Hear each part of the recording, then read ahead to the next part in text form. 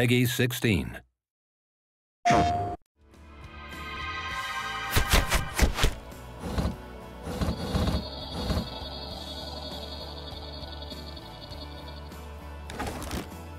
Sony's been an extremely great partner for us in moving to the console. At Blizzard, our heritage was actually console games. Obviously, we've been away for a while, so we had a little bit to learn, and we looked across all the franchises to see, which one would really be the most appropriate to bring across.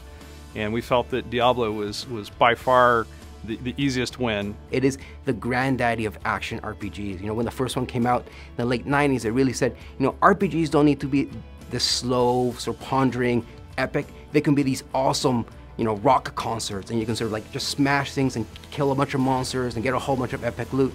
It just connects you to that experience, and I think it's super important for us that the player feels that they are in the screen with their character, and partly because our players on console are sitting 10 to 15 feet away from the action, so the more we can make them feel that they are the action, they are the barbarian, the more epic and visceral the experience is. So for us, the thing that's exciting about the new console is actually the controller.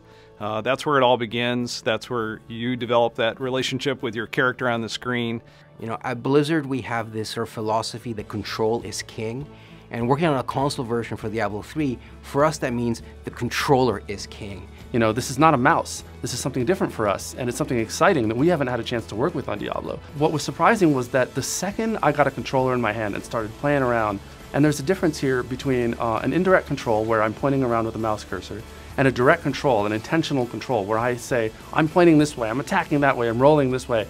And that just stings. It was really surprising, even to me. There's an intimate connection between the player and their character, and that's something that we really wanted to leverage and build the Diablo III version for the console, specifically around the notion that we call pick up and slay.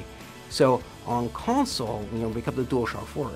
When you flick the right stick, your character actually performs a sort of dodge move that is unique to the console. And we added that thing first because our PlayStation players are going to have this expectation that as a console game I should be able to do that. I should be able to have this cool sort of dodge mechanic, and we wanted to give them that.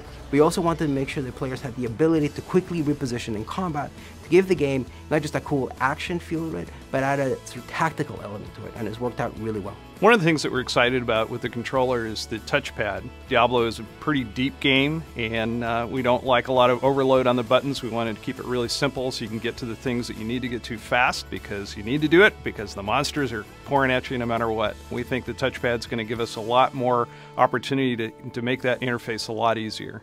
We now have a different way that the player can interact with the game. For a game like Diablo III that has a lot of sort of cool inventory things you're doing, you're equipping items, just the possibility of the trackpad is really exciting, and we really can't wait to dive into it and sort of make it as awesome as we can.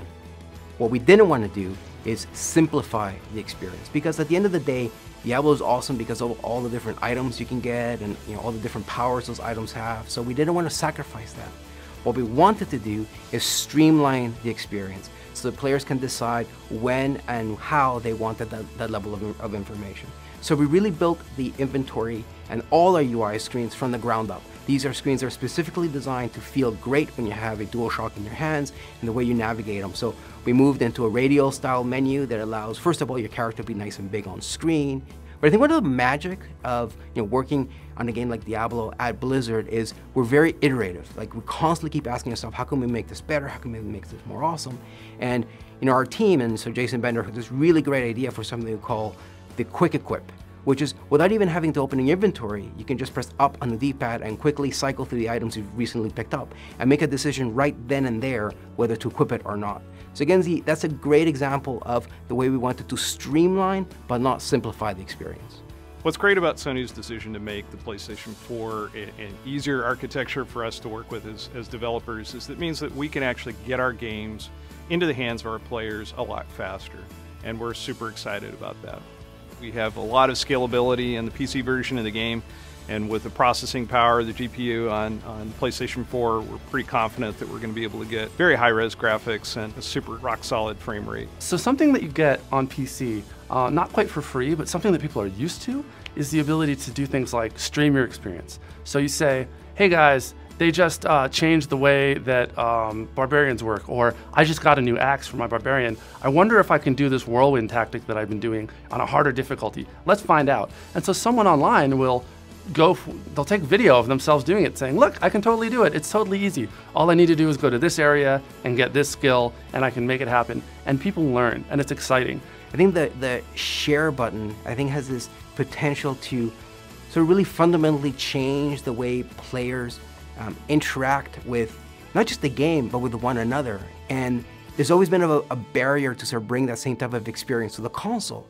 But the fact that it's now on your controller, a button press away, that you can, you just found an awesome legendary and you want to, share it not just with your friends on your couch, but with the whole world. The fact that that's a button press away is just such a great thing to bring to players. And I think it's one of those things that, especially when we start talking about it sort of internally, is that we sort of get the potential, but it's not until we actually see it in action, and more importantly, see players engage with it and see what they do with it. That's where we're going to see the true promise of the share button come to life.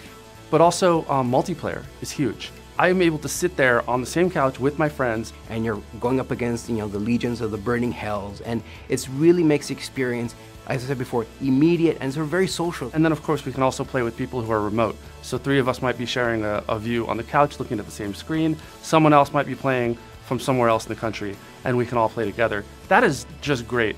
Having that social experience and that flexibility is something that's really unique. That's what console gaming is all about. It's a more intimate experience right there in the living room, a shared experience, with your friends, with your family. And we think that Diablo is a perfect game to allow you to do that.